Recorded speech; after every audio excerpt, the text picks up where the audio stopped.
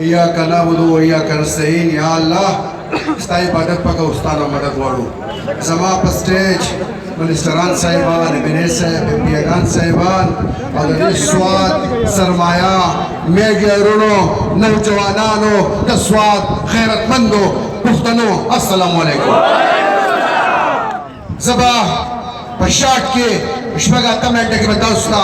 یو داستان بیان کوم یو خبر راځي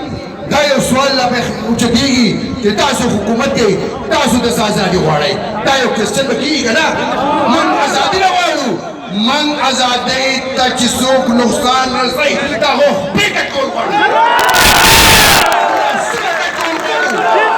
موږ د 2013 نه تر اوسه پورې په امل وو چې کلم خان راغلی و په اټاره کې او کله چې خټک په تېره کې راغلی و نو سوات ته چا په خړو سترګو نه دي کتلي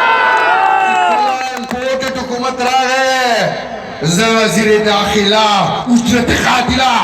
غوږونه کولا کا واوره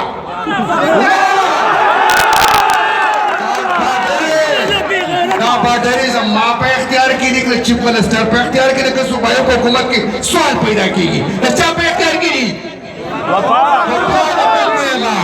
بیا مې راته وویل چې څوک دې راوستي نو ټوکړې ټوکړې به یې وړې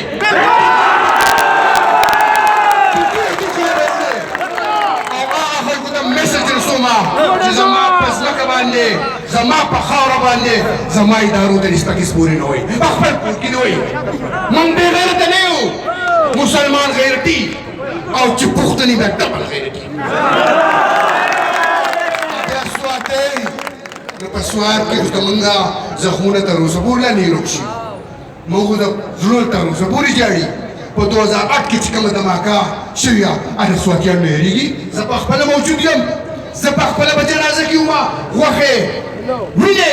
سرونه لاسونه په ما پسې په بدن پورې نښتي زما په ماله کې دوه دوه د پاچاخانې زلمي زامن یو ځای شهیدان شوي پلار او زوی شهیدان شوي هغه ماشومان نن د 18 سال د 17 سال زما په ماله کې ناست دي یتیمانان ناست دي هغو غیرت رانستی هغو د هغو نه سخته نه لیره شوې زما خویان دی د ګلونو په شان په کورونو کې کونډې ناستې دي زما د میانو اوښکې لا نه دي وچې شي ته څه د سواتیانو نه بیا به دوکه شي سواتیان به بیا دوکه شي واورئ چې څوک ورسره جوړ دي هغه غدارانو ته به میسج ورکوم هغه وګورئ چې نشته په سوات کې او دا هم واورئ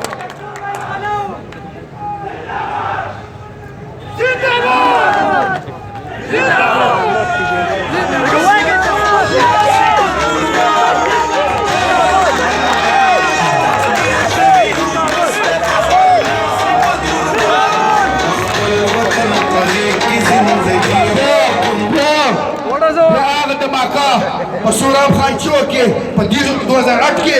په چوک کې په 27 رمضان زه په خپله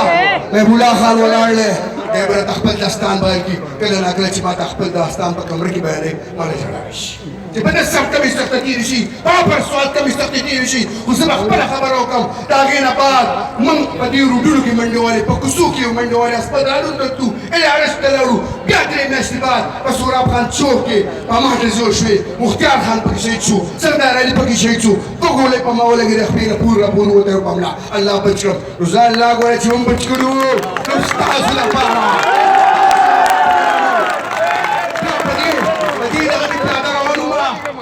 خبر لك بغور واوري دا